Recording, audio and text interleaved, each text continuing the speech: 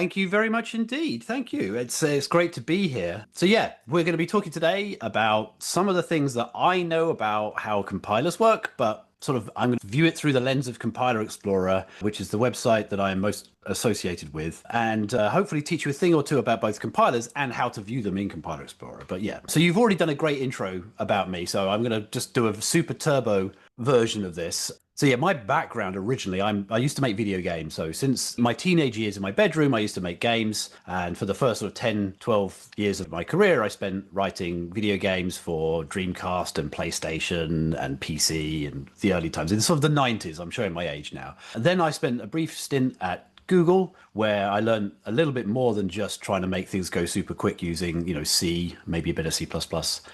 But it was mostly still sort of high performance on embedded devices. So some of you might be old enough to have used the YouTube client on like the Symbian mobile phones. If you did, then you used my code. That was what I was doing. It was a Wild West time before the Androids and the iPhones came out. And then, as you've just heard, I'm now in the finance sector, and I have been for the last, 14 years. Oh dear.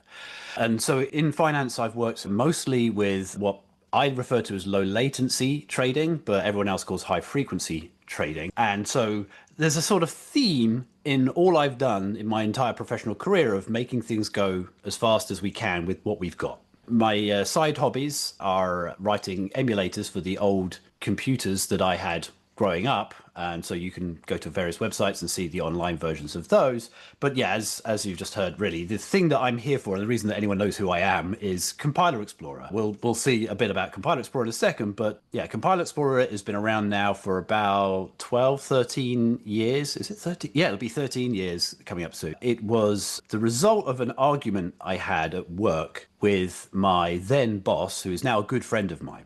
And we were arguing about whether or not we could use new C++ features in our code base. And if we're very performance sensitive, and he was like saying, we can't use this new for loop like range for because it might change the way our code is or the performance of our code. And we started benchmarking. We couldn't see a clear difference one way or the other. And it just occurred to me, why don't we look at the for loop written the old way and the for loop using the C++ 11 or COX as it was then way, and look at the assembly output, because ultimately that's what matters. And the two were almost identical with one instruction less in the new way, which was like a great indicator that this was going to be as performant as the old way. And then while I was doing that, I was running it in a terminal with the Unix command watch, which kind of runs things over and over and over again. And I had an editor in another terminal, and sort of the idea was born for like, hey, this is kind of a useful thing to be able to do, to be able to change the code and see it update immediately. And compilers are pretty quick. And Compiler Explorer was born. So yeah, before we get into sort of the meat of this, I need to make some real disclaimers here. Now, when I say I am no expert here, I don't mean to be sort of false modest. I mean, I have a lot of expertise in low latency. I'm aware that high performance computing kind of covers a whole range, a gamut of activities, some of which do have a latency component, but to my understanding is that a lot of high performance computing is really about throughput.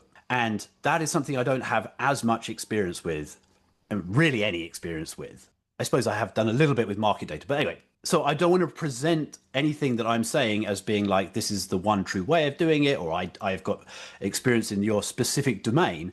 And I would encourage folks to call me out in the comments, or as you said, unmute and let me know if there's something I'm saying is egregiously wrong, because I'm sure out of the, 102 of you, many of you will know more about this than me. But what I do know a lot about is how to use Compiler Explorer. So hopefully there'll be some value to you. So as it says here, interactivity welcomed. But yes, I can show you Compiler Explorer and how it can help you. And yeah, throw out your questions. I will try and look on my other screen where both my notes are and the meeting chat is. But if one of the hosts, if Georg, if you could jump in if I'm obviously missing someone's question, I'd appreciate you being the interrupter in chief. I'm going to start with a simple example, which is not even remotely high performance computing, just to show Compiler Explorer. I'm assuming many of you might be familiar with the site, but you may not be familiar with all of the features. And I'm going to show a few of them just in a quick example. So my slides are set up so that when I click on a code example, assuming Compiler Explorer isn't down, it's very slow at the moment. Someone should do something about that.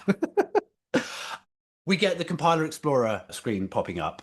There. Okay, we're good. We're good. So, as you probably know, what we've got is code on the left-hand side, the code that we put in, the C++ code in this instance, and the assembly output on the right-hand side. The sort of first thing I'm going to point out is that the colorful rainbow display that you're seeing here has some meaning. The colors on the left-hand side correspond as best as we can with the equivalent assembly on the right-hand side. So this top, like the stood optional, the beginning of this function corresponds to the code that is also in blue on the right hand side. And as I'm mousing over it, you can see that it's sort of highlighting different areas of the code. And we try as well to even highlight the operators. So that multiply there that I've got my mouse over at the moment are the two instructions on the right hand side that are currently in red. And so, yeah, I've written it out longhand like this, like with lots of lines, because that means that each line gets its own color and I can kind of see where the divide is.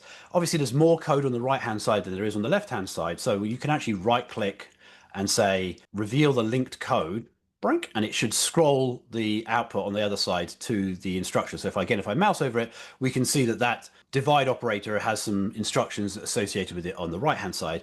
And in fact, we can do the same on the other side. I can go over here and I can say scroll to source. And if the source was bigger on the left hand side, it would scroll me to the source on the left hand side. And yeah, as I'm mousing around on these instructions, you can see parts of the original code are highlighting. So that's all well and good, but yeah, so that's already, and let me look at my notes. Yes, you probably already know that you can open up the compiler output. There should be no compiler output here. So the moment the compiler has just said, everything's fine. But if I had broken this, if I'd written, moo in the middle, oops, my mouse there, we were talking about my keyboard earlier. Now I'm unable to use it. If I deliberately make an error in this, it's going to give me an error. It'll tell me compilation has failed, but I'll get the actual error down in this window here. But very often you don't need that window. And so you can close it. All of these windows, incidentally, all the things that you can add, these tabs down here, I know that some people will click on this thing that says compiler and it'll make a new compiler, but you can also, anything that opens a new pane, you can actually click and hold, and then you can drag it to wherever you want it to go, which is a time saver if you're doing a lot of this like I am. So I just wanted to note that because it's very unobvious. I am a software developer, not a user experience expert or a human computer interaction expert. So a lot of this is just janky stuff that I made up. Yes. So someone was asking if this one can work locally on your editor. There are plugins for some editors. I know that there is a VI plugin, and I know that there is a JetBrains plugin that can back onto this. But I think some editors actually have this kind of functionality now built into them. I know JetBrains put one into their IDE fairly recently. But yeah, this is at compilerexplorer.com or godbolt.org, as everyone really remembers it by. Yes. So anyway, so that's kind of the very basics stuff. On the right-hand side, obviously, probably the biggest feature that we have in Compiler Explorer is like many compilers. So you should be able to find the compiler that you are using yourself, the specific compiler. If you can't find the compiler and it's open source, then let us know. We have a Discord, we have a GitHub. We'll put it on the site. It'll get there. We've got somewhere in the region of 3,000 compilers at the moment, and it's kind of a nightmare. There are so many in this drop down that it's quite tricky to find things. So you should be aware that you can do a sort of a rich text search in here. So you'll see me, for example, switching to Clang. Clang has one for almost every architecture. So I'm going to just type x86 Clang, and that immediately searches for only the x86 Clang. And then I'm going to say trunk. And then I've got the two remaining ones, the one that has assertions and the one that does not. You can highlight your favorites by making them a star, and then it'll appear at the top of the box as well. So that's kind of another way of searching compilers. If this tiny window is too small for your eyes, like it is for me most of the time, you can click on this pop out here, and then you get a much richer, here's all the compilers. And then you can search for them by category, instruction set, that kind of stuff. This little green question. Yes, go ahead. About the code size, how large can the code be that you can paste into the code box? That's an excellent question. Quite large, actually. There is no specific upload limit. Oh, there is. I think it's in the hundreds of kilobyte range upload, maybe even a megabyte of code, which sounds huge, right? And it is. The biggest constraint for us is the resulting assembly size. So we compile it, we generate the assembly, we do some filtering on the server, which is one of the sort of like the unique selling points of Compiler Explorer over just running the tools locally, is we have relatively smart filtering. So like, if I turn the filter off on this right hand side, to give you an example, you can disable them here, but if I turn off all of these, you can see the amount of code that's generated that you're not really interested in. So we filter those things out for you, sort of do a garbage collect of unhelpful things. So then having filtered it, if the result is too large, we will truncate it. And that's usually the limiting factor. And that's only because sending, megabytes and megabytes and megabytes of data for every compile is a bit expensive for us. So there's not practically a limit on the input. It's worth noting that you can sort of hash include both libraries, which I'll show in a minute. But if you have if there's a single header source file you need that's on a publicly accessible website that doesn't have like restrictions on including from it, you can actually include a URL. So you can do hash include https static.github.com/ blah blah blah blah. That is resolved on the client. So actually in my web browser it will go and fetch that, and then it inlines it. So that's how you can blow up the code pretty quickly, is by including a couple of libraries that way. It's not that useful. I think it's just a bit of a novelty, and it's caused me more trouble than it solves, but it's possible to do it. And to the person who questioned about the editor, many of the editors, what they do with their interactions is that they will locally pre-process your file, which means that they will get all the headers inlined, and so you have just one giant wall of text, and then that's what they ship up to Compiler Explorer to get the view, so that you get all of your local includes and things. You should be aware, if you're using Compiler Explorer, you're sending code to my servers. We have a very extensive privacy policy, and I do not care about your code. I do not want to look at your code. I do not store your code. But if you have proprietary code, you should be aware that that's happening. And that will happen if you're using the editors that have plugins as well. So just be aware of that. Yes, thank you. I see some people are making some comments about the various things that are going on here. I'm just going to make the chat a bit larger because I'm obviously taking longer to answer questions than it takes for folks to write them. Yeah, there are 30 seconds of it. Yes, it's very free, although we accept folks to help both by sending submissions to our website, and we have a Patreon and all that kind of good stuff. But yeah, 30 seconds is how long we'll let your code compile and run for if you choose to do running. And you can run a local version. It's an open source project. Literally everything's open source that I can possibly make open source, even the infrastructure and the AWS configuration and all that kind of stuff. And then our extensive tooling for managing 3,000 compilers is all open source, and our CI system. But you should, if you have a Linux system, be able to just git clone the repo and type make, and it should pretty much work out of the gate. You might have to install Node.js, which is the one thing we do need. But other than that, it should run locally. And when you run locally, there are no restrictions on how big the output is. There's no restriction on how long the compile takes, and there's no sandboxing to prevent you from reading files on your local disk. So you can actually do -I, home, my user, my project, and then you can now hash include files from your own project. It's your local Godbolt. Yes, I am your local Godbolt today. Okay, so far we've managed to get to the compiler selection box.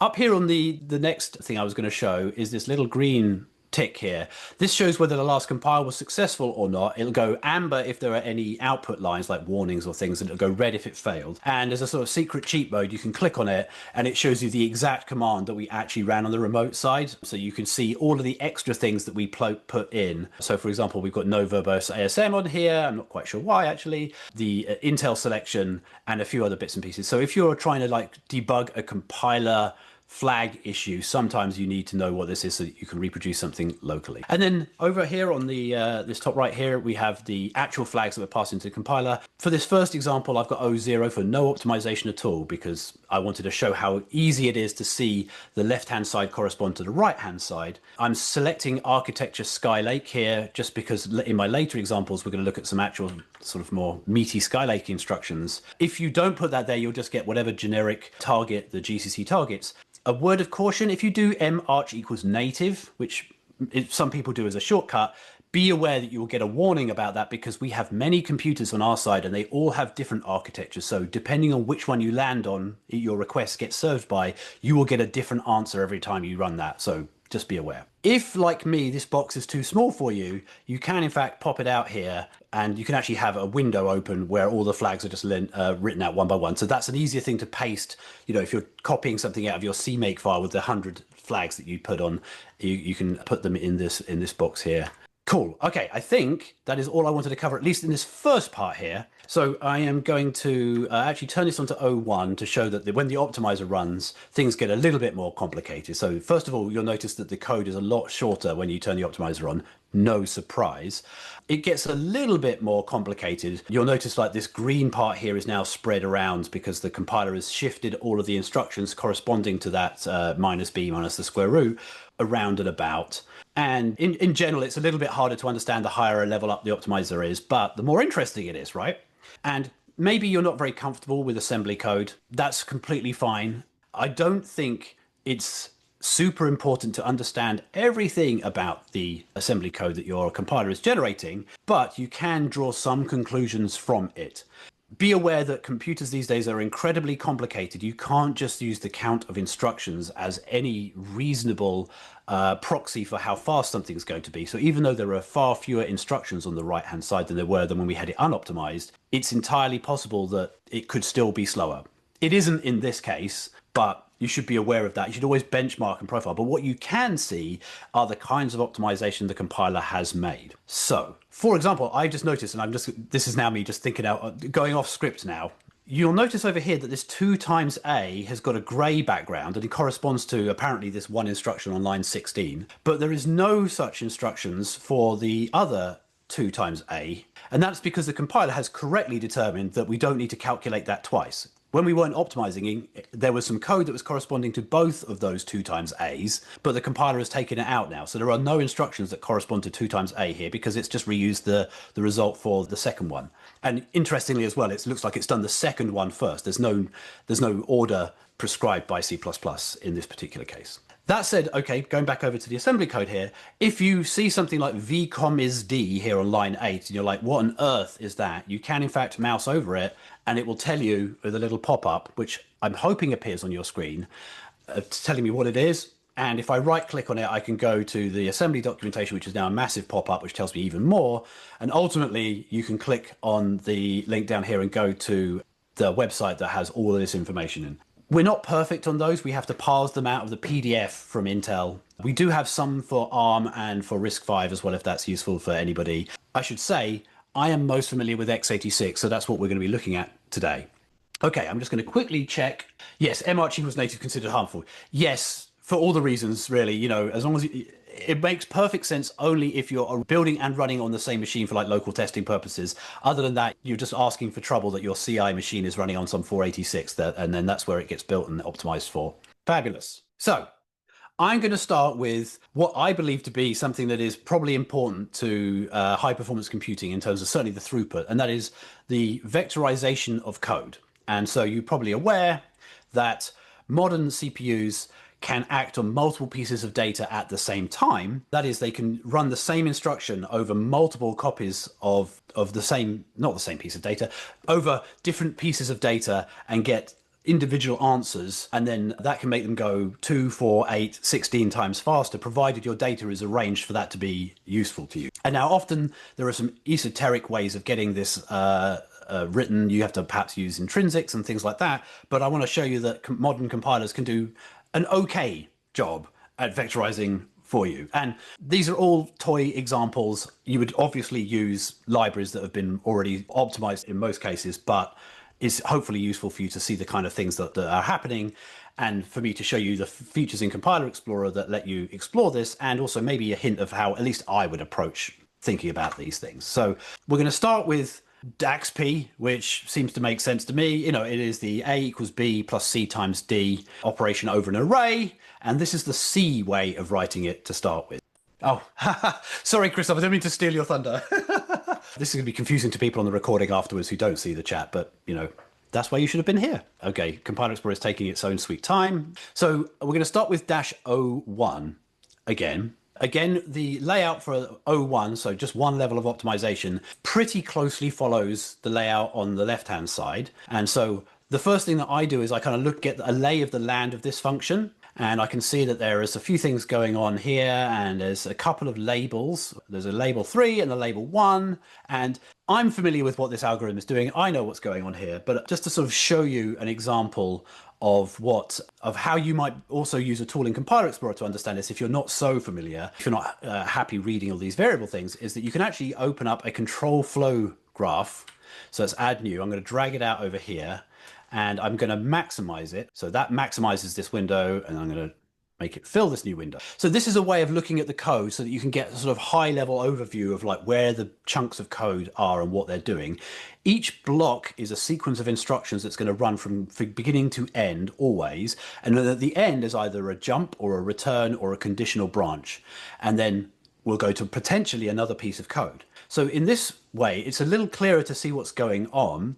We can see there's a bit of code at the beginning, and there is one path out where we just go all the way down here and we exit. So you follow the green arrow if the jump is taken. So in this instance, what it's doing is it's saying, are there 0 elements to do? If so, we are done. Easy.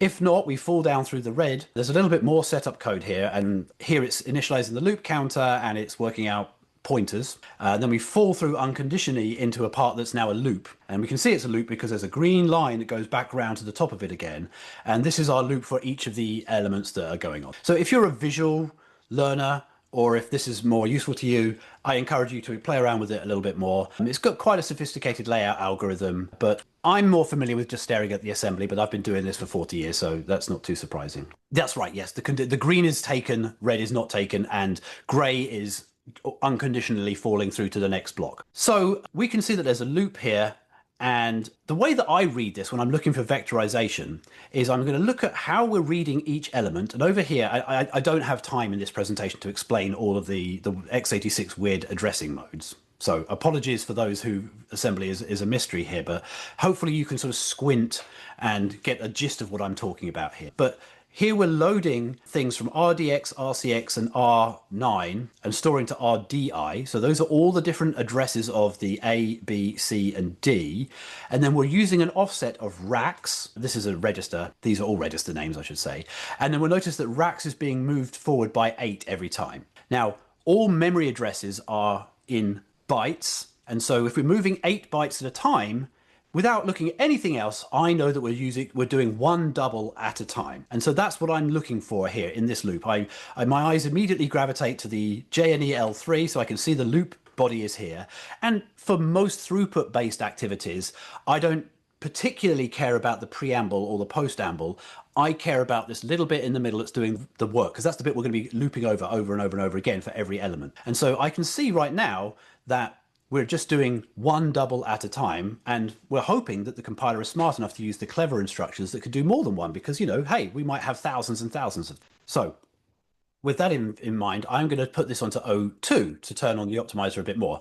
Obviously, if you know anything about compilers, you know that the capital O flags here are essentially huge sets of other features that you're turning on or off. So you can individually turn optimizations on and off, but it's usually you start with -02 or sometimes O3, and then you add on some other flags to get the behavior. Okay, so now we can see the code has moved around a little bit, but we're still indexing by racks and adding 8. So what's changed here? Well, actually, we can look at another feature of Compiler Explorer. What I'm going to do is I'm going to clone this compiler. So we're going to have another version of a compiler down here. It's identical at the moment, and also the font size is smaller, but don't worry about that. And on the bottom one, I'm going to turn this one back to O1, and then I'm actually going to add a diff view. And the diff view, which I will maximize. Sorry, I've just realized I haven't got much space on here. Come on, can I get to the maximize button? No, I can't. My own UI is thwarting me. There we are. Okay, I'm going to maximize that. And if I pick, I don't know, there's a bug. It should actually have picked the other view here. Left one is this one. Okay, that is not as useful as I thought it was going to be, honestly. This is why we have a script and we stick to it, Matt. But sometimes this is a useful way of looking at what's different between two compilers or two flags or two options if it's a big area. Does the diff view work with other outputs? Yes, it does, with a caveat. We only recently changed it to support that, so it might be broken. I think, yeah, we can look at... I think it can. Yeah, so Tom, I'm not 100% certain that it does now, but it should be able to. Anywho, you can see here that we're seeing the difference between the two here. And, you know, it's not as obvious as I was hoping, but the thing that really stands out to me is that we used to have an add and a mul, and now we have this VFM add. So I'm going to close this window, as it, again, wasn't that useful. O2. So O2 over here and we get this VFM add 132. And so this is a multiply and add. It's combined the multiply and add in a single instruction. So apparently the one thing that we do when we put on O2 is we start looking for opportunities to combine multiplies and adds, which is an interesting addition. There's a kind of subtlety to the way floating point units work that makes this particularly easy for hardware engineers to add. And it's a very common thing to do anyway. It has some precision differences, but they are within the spec of what C++ allows the compiler to do out of the gate most of the time. But we'll talk about that in a minute. But critically, it has not vectorized. So I'm going to put O3 on and see what happens there. Let's do O3. Please hold. Okay, so first of all, tons more code has been generated, and that's not too surprising. We know that O3, all of the optimizers come on, and sometimes there can be a code size versus performance trade-off here. Now, like I said before, I'm going to, for now at least, ignore all of the fluff at the top and ignore what it even is. We're going to scroll down until we find the obvious loop. And there it is. There's our loop, L5. And so I'm going to highlight the loop here and just sort of say, okay, this is what's going on now. And the critical difference here is now we're moving racks forward by 32 at a time. And if my math is correct, 4 times 8 is 32. So now we're picking up 4 doubles at a time, and we're doing this summation, this DAX-P, 4 elements at a time. Yes. If you want to pick the architecture, yes, sorry, thank you. Thank you for that thing. The march, you can pick march equals as a big list here, but also, but wait, there's more. Although I'm old school and I know them all, I just typed march equals Skylake here. Compiler Explorer can actually parse that out. And one of the things that we do is for certain things that have thousands of different settings, you can actually pick the target architecture here. So you can go down your list here and see there's Skylake AVX 512, Cannon Lake, Meteor Lake. I mean, the names are silly. You can also pick the standard version. This list is customized for each compiler. So if you've got a different compiler, drop-down boxes are not visible in this screen share. Oh no! Okay, then Fine if you just read them. I'm going to try system desktop capture because I am just sharing my whole screen here anyway. And now can you see the drop down? Yes. Now it works. Hooray! Oh, I'm so glad. All right, okay. Anyway, there you go. There's the list of drop downs. I'm sorry if you didn't see the other drop downs before then. Okay, good. Yeah. Lovely. So yes, you can actually pick using this overrides target architecture standard version. You can also do some specific things to do with like environment variables there for the compiler at least. So yeah, I'm picking Skylake here because it's one I'm familiar with. If we put AVX 512 in there, it would use ZMM word or ZMM word pointers and go even faster. But here we are, we've got 32, which means that we're doing 4 doubles at a time. So we have in fact achieved vectorization, which is absolutely fantastic. We've still got all this fluff at the top, and there's also another copy of this loop down here that is doing it 1 at a time. And if we were to if we had more time, I would go into it a little bit more detail. But like what's happening here is the compiler has had to make a lot of code to deal with what happens if there aren't even 4. What happens if there are 3 things? It can't pick up 4 of them at a time. What happens if the A array overlaps with the B array or the C array or the D array? We can no longer do this vectorized operation because each step potentially interferes with the next step. So there's some clever things it has to do. It's doing all this work, which is one of the reasons why it doesn't vectorize necessarily out of the gate. If, for example, you knew that this function was only ever called with an n of like a 10, it's probably not worth doing all of this work at the top to determine that there aren't enough to do the vectorized work. So that's why the compiler makes these hedges. And this is why it's useful to look at the compiler output to see what kind of trade-offs you're making. We'll look at some code in a second where we can show in C++ land a little bit more of a hint to the compiler. Yeah, there is the addressing modes. It's down to the individual minutiae of the compiler vendors. And you'll see, actually, if I remember rightly, one of the later examples that we've got, there is a difference even in GCC's output, whether it switches between 2 ways. It uses a counter and then uses, counter times 8 versus not. Sometimes it's down to do the instruction encoding and trying to make the instructions smaller to fit more instructions in the instruction cache. Other times it's just, I don't know, whimsically, these very, very, very complicated programs called compilers that have different ideas. With F no alias. No, actually, yeah, this is going off script here. F no alias, let me just put it in. But this is great. This is why I asked you to be interactive. We'll see in a second. No, some of it goes away for certain, but there's still a bit that does what happens if n is not large enough to warrant doing vectorization. I think it's dash argument no alias or something. Sorry, now again, this is very off script. It's me to go over here and bung underscore restrict on these things, which again, you should not do really. Yeah, there we are. Okay. So for those following along who have no idea what we're just doing here, underscore restrict is not standard C or C++. I think it's actually now in C, but it's certainly not in C++, but you can use the underscore thing. And this is a way to tell the compiler, I promise Scout's honor that A does not alias with anything else.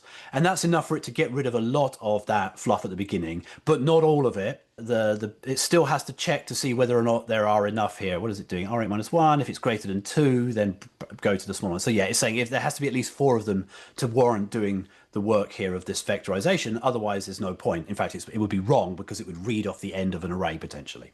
Cool. Let me look at my notes. Oh, yes, there's one more thing that's cool here. I'm a complete nerd about these things. And so I'm just going to, if you'll indulge me for a second, what I'm going to do is I'm going to actually look at what the performance of this inner loop is going to look like. So there are tools that will analyze a snippet of code and put them through a simulator of the CPU and give you some feedback as to how it actually might work in a simulated approximation to the CPU. And so if I pick up this bit here, we have a tool that we can add here, but it's much better if I just do it here. I'm actually going to change the language over here now to analysis, and I'm going to paste it in over here. And yes, it would be better if we could do this more integratedly. And I'm going to use LLVM MCA, which is the machine code analyzer, which is ironic because this is not machine code, this is assembly code, and there's a big difference between the two, but let's not get onto that. I'm going to do dash timeline over here. What this does is it simulates a virtual computer, a CPU, and it assumes that what you've given it is a loop body, and it's going to run it by default 100 times and see what happens. So on the right-hand side, we can see it ran it for 100 iterations. That's 700 instructions, but it only took 165 machine cycles because computers are really, really clever. I haven't told it which architecture we've got specifically, so this is a bit of a generic case. Let me just maximize it actually, see if that breaks everything. You can see that it's broken it down by instruction and which of the execution units inside the CPU are being used for which instructions. And then my favorite thing down here is I put the timeline view on, and this gives us a left to right time is passing, and top to bottom is the instruction stream. And what we get to see is that as far as the simulator is concerned, on the first clock cycle, this is 0 here, if we look down, the 4 instructions were decoded simultaneously. On the second instruction, 2 of them started executing because they were ready to be executed, and 5 more were decoded. And all these E's are executing. The capital E means it's the last stage of execution, it's ready to be reused.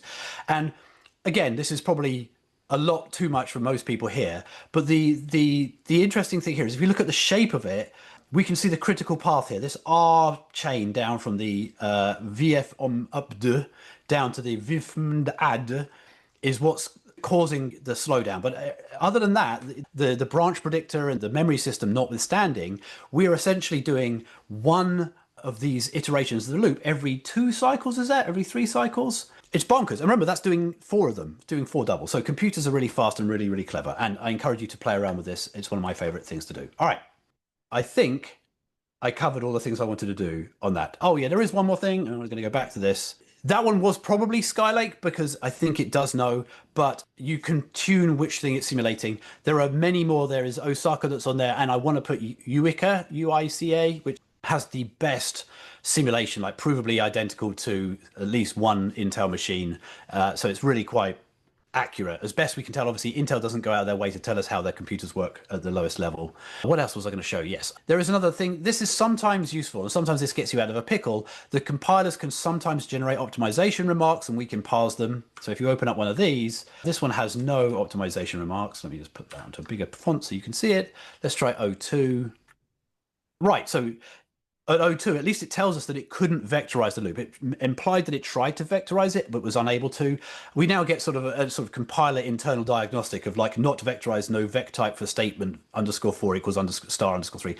I don't know what that means, but every now and then you'll get a little gem as to why the compiler was unable to do an optimization you otherwise thought it was able to do. If we put it on O3, if I remember rightly, this one, yeah, it's able to optimize it. So something happens between O2 and O3 that gives the compiler enough information to go, oh, I can optimize this actually. Yes, no, never apologize for nerd sniping. This is what this is about. This is great. All right, we are going to be running out of time, so I'm going to go super quick here. Just because C++, I wanted to show that, like, if we use standard span, which is, a typed array pointer reference type thing. I'm sorry for interruption. So, Mass, just why did it just optimize, vectorize, even though we didn't pass the restrict parameter? So, is it Sorry, which one did you The say? previous example, yes, this actually is still vectorized in O3 without passing the restrict. Is it something? It's still vectorized. Yes, yes. Even without restriction. Okay. Yes, it just means that the compiler made the bet that it might be worth to vectorize. And so it does all these extra checks that you didn't ask it to do explicitly to make sure that it's safe to run the vectorized code so that the size is big enough and it checks the extents of the A, B, C, and D arrays to make sure they don't overlap, or just the A and any of the other ones. And then if all of those checks pass, it fell into the vectorized version. Otherwise, it fell back to doing one at a time. And obviously those checks are not free. They're pretty cheap, but they're not free. And so it's unfortunate that you can't communicate, at least in that way, to the compiler that everything is fine without using a magic flag or the underscore restrict, those kinds of things. Thank you for jumping in. I'm going to quickly just blast through this. The only thing I want to show from this one here is that, like, using spans here has slightly different code layout at the top, but the kernel is still the same. It's still picking up exactly the same thing. The compiler is able to see through that. So if you like that kind of thing, that's good for you. Even better is that if you know at compile time how big a particular thing is going to be, you can use the std span with a compile time known size of n, and then the compiler here can generate some pretty... I've been meaning to look into the performance issues on Compiler Explorer for a while, and now I absolutely have to. Down here, we're even better. So this has got rid of the check for, is it too small to optimize, because it knows it's always 1024 elements, but it's still doing the aliasing check here. So this one's much harder for us to get rid of now, because there is no underscore restrict I can put on these things here. And so this one is where you would have to use your little magical pragma or some other tricks, which maybe we'll have time to go here. But, you know, it's not terrible. It's not the end of the world. We still have this aliasing problem. Where are we? Next one over here. I tried to tell the compiler that I promised Scout's Honor that none of these things overlap. It did not work. The hints that I gave the compiler using C++ techniques, using standard ones, did not work. Sometimes you can use like built-in assume, if you've used built-in assume, and there are some new C++y ways of doing this, and it gets you out of a pickle. It didn't work in this case. I'm not going to go into the details here. So there is the good old-fashioned pragma that you can put into your code that says, hey, just vectorize this loop. I promise you there are no dependencies between the elements in the loop. And then it does the right thing. So ultimately, the code on the right over here is the code that I would have wanted to written myself if I was clever enough to remember how to do this. And so this is kind of like the winner, if you like. For me, it's kind of the good. The restriction here is we have to know ahead of time how big it is, although I think it would work if it was smaller. We could probably do some other tricks there to tell it, hey, I promise there are at least 8 in here. That is one of the ones that does work with built-in assume. Okay, I'm tearing through this because we're running out of time. I want to go into a sort of separate section. Let's make sure raw headers from HTTP. Yes. Go to view raw in GitHub. Many websites block you from just including random header files or random files from them, because when you get a file from a website, it uses the cookies that your computer has, and maybe you're logged in. You know, like if, for example, my website could go to your bank and post a request saying, you know, transfer money to me, that would be a problem. So most websites block that. GitHub, if you view raw content, it deliberately puts it on a different domain. You'll see it's like raw githubusercontent.com, which doesn't have cookies and anything set up on it. Okay, floating point. Most of you will know this stuff, I'm sure. Let's sum up all of the doubles in an array and, sum up the squares of some doubles in array. Yes, and that hash include HTTPS. Yes, thanks. Sorry, I'll let you. Ivan has got us going here. Yes. Come on. Okay. So what have we learned so far? We've learned that we're on O3, incidentally. So we're going straight to turn on all the things. We've got some LEA stuff going on here. We've got some moves. I'm seeing it adding 32 here, right? And I see a loop body. So presumably we've got full vectorization here, right? Right? Except not. This is where my little mnemonic, my sort of rule of thumb heuristic for has this been vectorized lets us down a little bit. Yes, it is in fact doing some vectorized operations. In fact, if you know these things, that the suffix, this PD, means a packed double, which tells us it's doing more than one at a time. So we are picking up 4 numbers, we are squaring 4 numbers, and then we're doing some complicated stuff here. And then we're doing the loop body. And what we're really doing here is we've picked up 4 at a time, we've squared 4 at a time, and then serially we're adding them one at a time to each other. And that seems like a shame. Like if it was me doing this, I would write it so that we pick up 4 at a time, we square 4 at a time, and then we keep 4 subtotals, and we add the 4 subtotals together. And then at the very end, we add the individual subtotals together.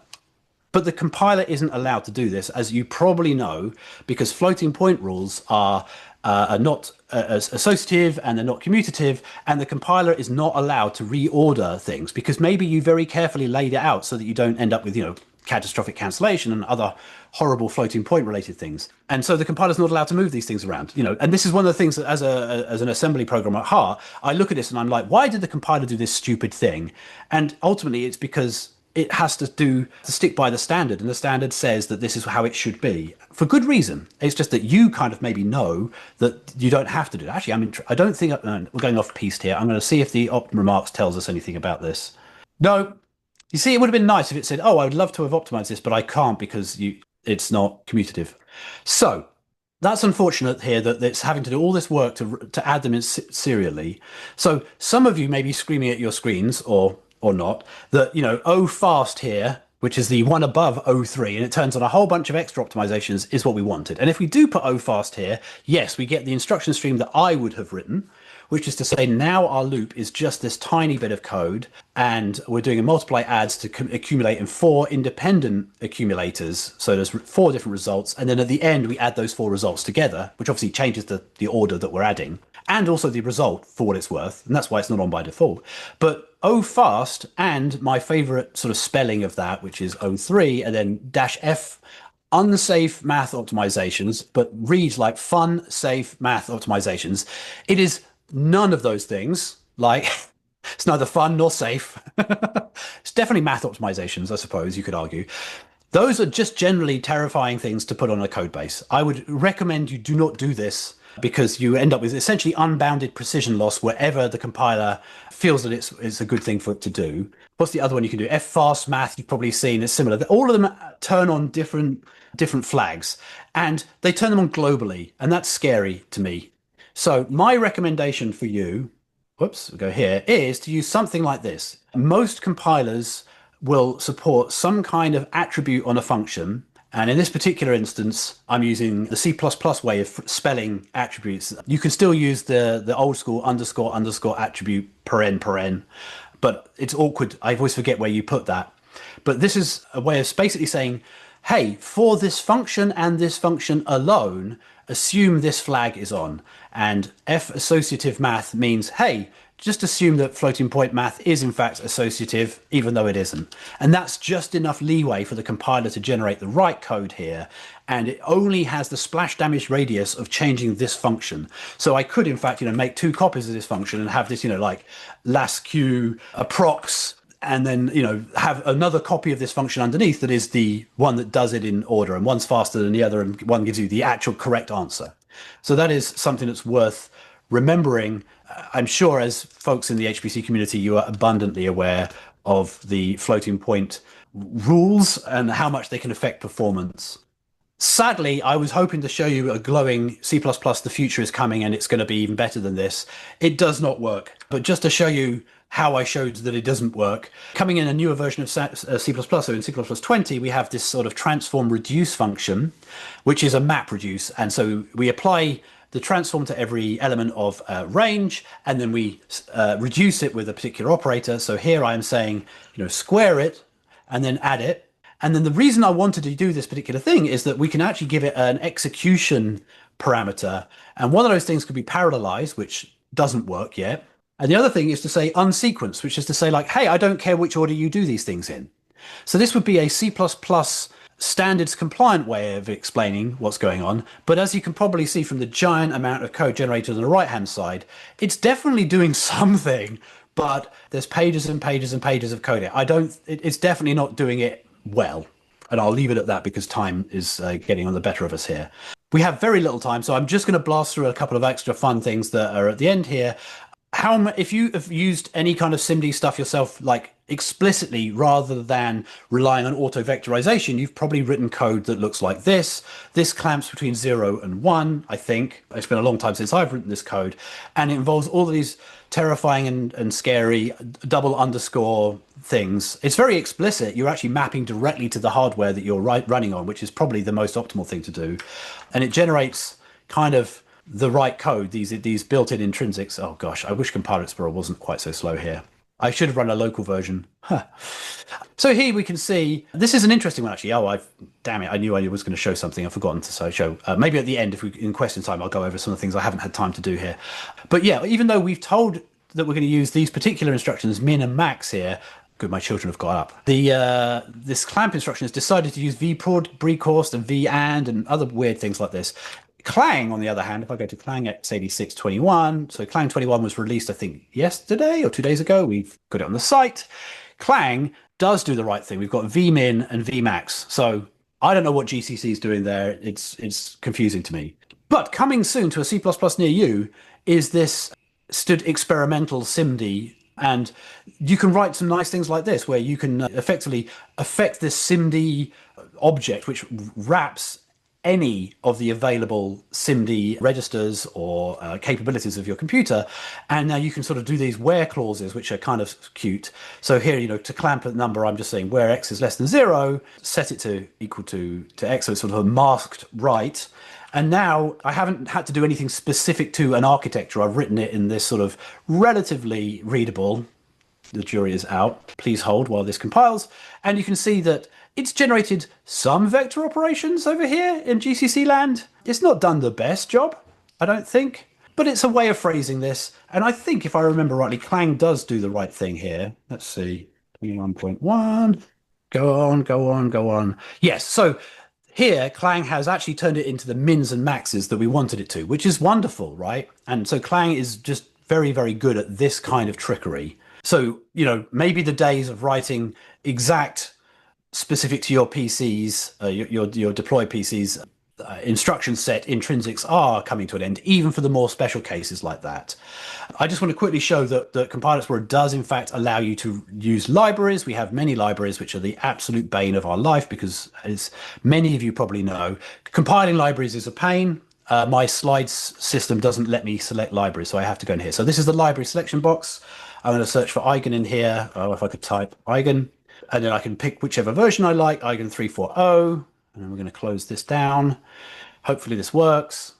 So here you can see that Eigen is doing all the heavy lifting for us like you'd expect. It's generating all these lovely instructions in line. This is for a 3x3 matrix, which is more my cup of tea. It's more my area of expertise, being of X video games. 3x3 and 4x4 matrices are what I know. I imagine the matrices that you all deal with are a little bit larger than that. But this lets you see that for some libraries you can bring them into the fore here. You'll find that some libraries don't work and some libraries don't link, and some libraries work on some compilers but not other compilers, because we have a very complicated behind the scenes thing that's trying to build every library for every compiler and store it in a way that can be used. So it's a mess. Help is always wanted. Okay, I have got a few more slides. We can talk about those as well, but I wanted to make sure that we had an option for ending at 3 o'clock.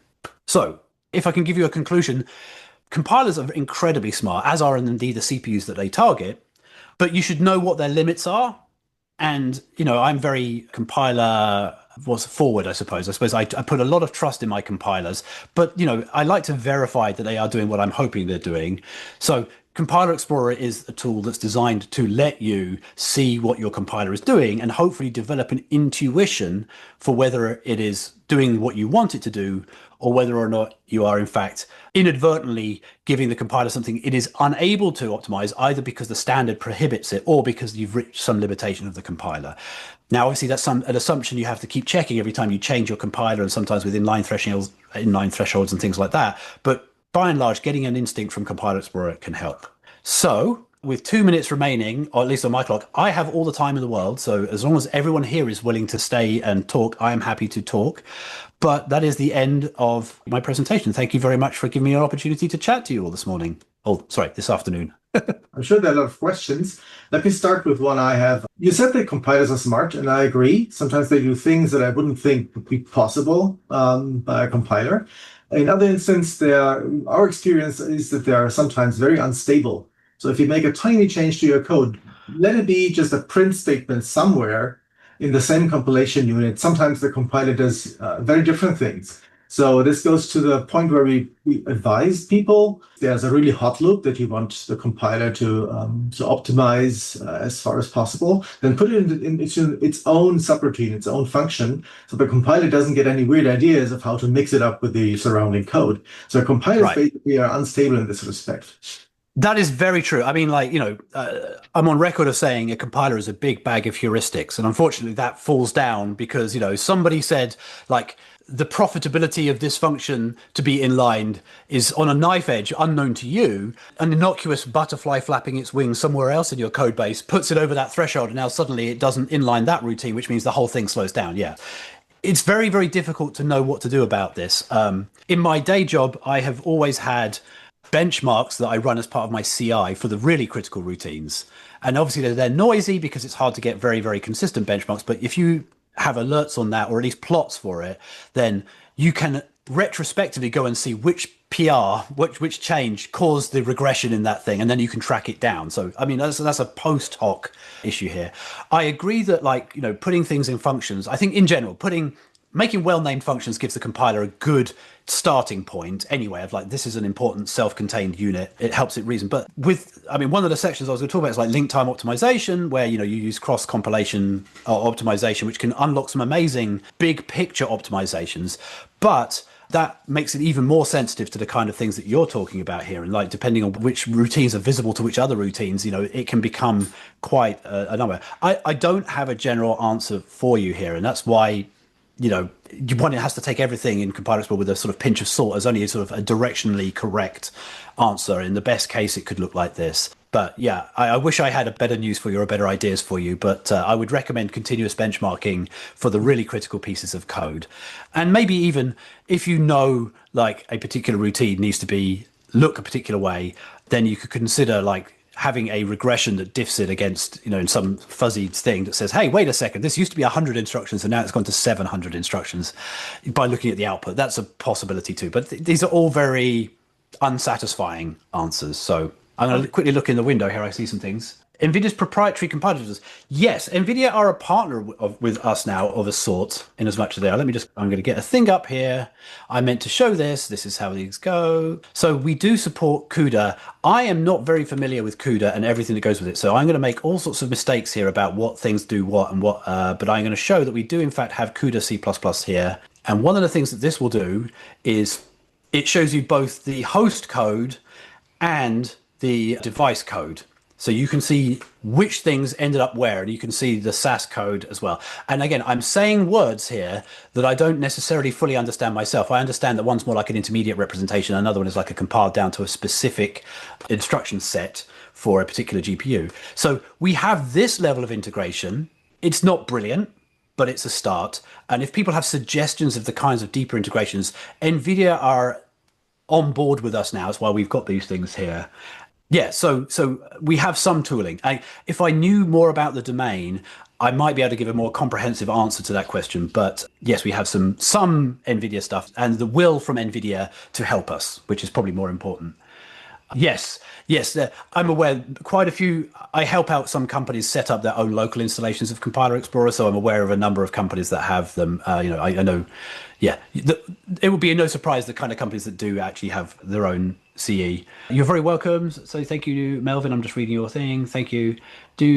Yes, use it for teaching. Do you have some suggestions that could be interesting to show students unexpected things? Yes, I do. I mean, I have. If you go back over my series of talks of like what has my compiler done for me lately, that kind of there's a few. Like I have all of the ones that I know about, and I'm sort of spoiler alert here. I am in the process of collecting a whole bunch of interesting and fun optimizations for a series that I'll be putting out soon. But I don't want to derail myself by saying about them or even giving too much information away, because then I will condemn myself to actually having to do it. So I'm afraid I'm not going to give away my secrets just yet, but they're coming soon. You'll see a list. So if you follow me on the socials, you'll see those. And yeah, inlining performance stuff. Yes, or attribute always inline is a blunt instrument. And sometimes I've seen people overuse it because, sometimes a developer can convince themselves that they know better. And obviously, sometimes they do, often they do. But I have seen code bases where someone has just put force inline on every function. And then you look at them like, oh gosh, really? And then the poor compiler generates 300 terabytes of output for one function. And you're like, this is no good. There is another attribute that's really useful, and I can't remember what it is off the top of my head, but there is an attribute that is essentially fold all the functions this function calls into it. So it's the opposite of force inline. It's like saying, hey, I've written a function X, inline everything that X calls into it recursively. Hopefully somebody in the chat can remember what that is, but I can't off the top of my head. But yeah, you have to. So if we're going to sort of, one of the things that maybe the older amongst you all remember is that there is in fact a keyword in C++ or C called register. You'll notice it'll highlight here. And this was back in the old days when you had to hint to the compiler which things to hold in registers and which things to leave on in automatic storage. And yeah, the code bases I still see from time to time that have registers where they're trying to hint to the compiler, which is usually a bad idea. Like the compiler either just blatantly ignores you, or you hamstring the compiler and take away degrees of freedom that it needs in order to do its work. So you have to be a bit careful. If it's a recursive function, yeah, I think you get a compiler error or it gives up. That's a great. Okay. Any other questions? Flatten. Thank you. Yes, that sounds right. That sounds right. Thank you, Christoph. Yes. All right, one more question from me. You mentioned compiler diagnostics, and I love them very much. And let's call them historic compilers. Had a lot of them. So I know compilers which actually gave you a performance model of a loop that it compiled, and it was very accurate, very useful. It seems that modern compilers or modern versions of compilers have sort of dropped that a little bit. So the extensive optimization reports that the Intel compilers had, the legacy ones, and also some proprietary compilers by Hitachi, for example, that don't seem to be available anymore. So the diagnostics become less and less useful to me. Do you also see that as a general trend, and why is that? Yes. I mean, we've got, so I think it's changed, and I don't necessarily think it is as user-facing. Oh, my dog is now up. I don't think it's as user-facing as it used to be. You know, that opt view, the opt remarks view down here, let's put the, I don't know what it's going to say for this. This is a terrible example for it. Okay, look, so we're getting a little bit of this down here. Like down here, it's telling me it will not early inline, but you obviously have to be a compiler writer to understand the difference between early and late inlining. You know, but this gives you some window into that word. Like, hey, the call is cold and the code would grow by at least 15. 15 what? I don't know.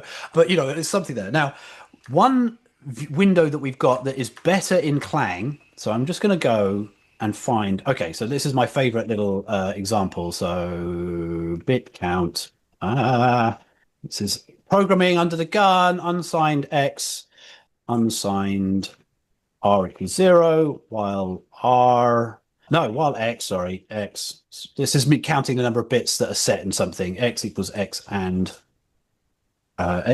equals X minus 1, return R. I hope I got that right.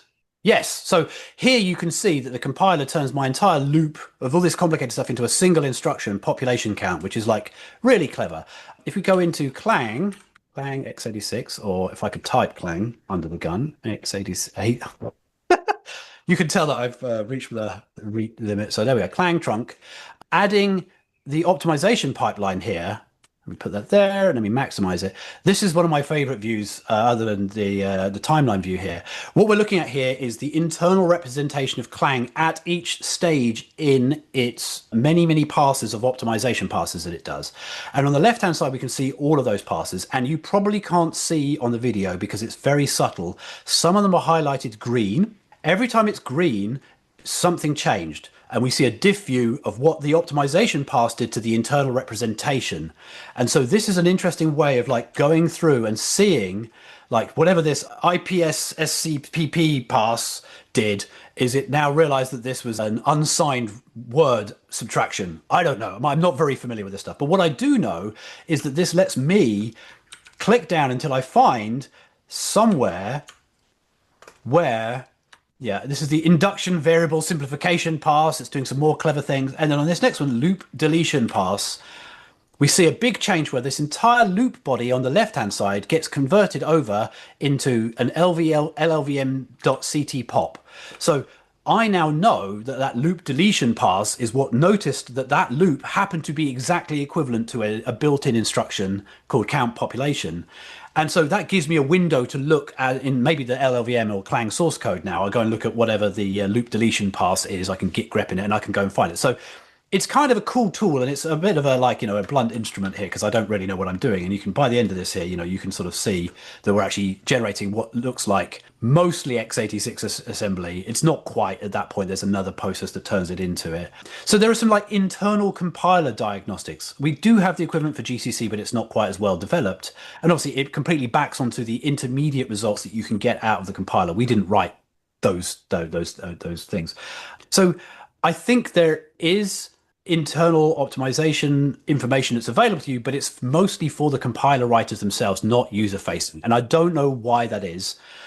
I think also a lot of these minutia things are there's 50 different heuristics that had to come into play. And on the particular architecture you're in, it decided not to blow out the code by another thing because that would cause another cache line to be pulled in versus, if it did inline it, then, I just think they've got much more sophisticated. It's harder to come up with a cogent, reasoned explanation as to why something either did or did not happen. You imagine the tree of possibilities of if it had inlined it, then it would have noticed that it's all a constant and returned 1 at the end of it. But if it didn't, then it does all this work. And, at each point, the code forks in this sort of tree of what could have happened. And there are so many potential outcomes, which points to your, sensitivity to this. But yeah, so no, I've just talked for 10 minutes and showed you a new feature of Compiler Explorer, but I don't have any good answers. Okay, so let's wrap it up with the last question, chat, about OpenMP offloading, and is it possible to profess? I think it does work. I think he says. Do we have OpenMP? No, we've got OpenCL. That's not quite the same thing, is it? That's Pragma OMP, isn't it? Yeah, I don't know how that works, and I don't know that we've actually got a version of OpenMP that can target the offload. The view of the intermediate spur V. Oh, okay, yeah. Please, if you find issues, do file issues on GitHub. It's the only way we'll keep track of it. We have 900 open issues at the moment, and I'm sorry, there's only one of me. We've got a few people that do help out. Don't get me wrong. There's 3 or 4 people, and we always accept people to contribute. So please, the code is we try to be as hackable as possible. It's written in JavaScript, so obviously that puts most people off, but patches are always welcome, pull requests. But yeah, if things are broken, let us know. And for OpenMP offloading, I'm not 100% sure. I'm, again, not very familiar with that. So I'm afraid I can't answer to you off the top of my head, at least. Yeah. So okay. I think, thank you.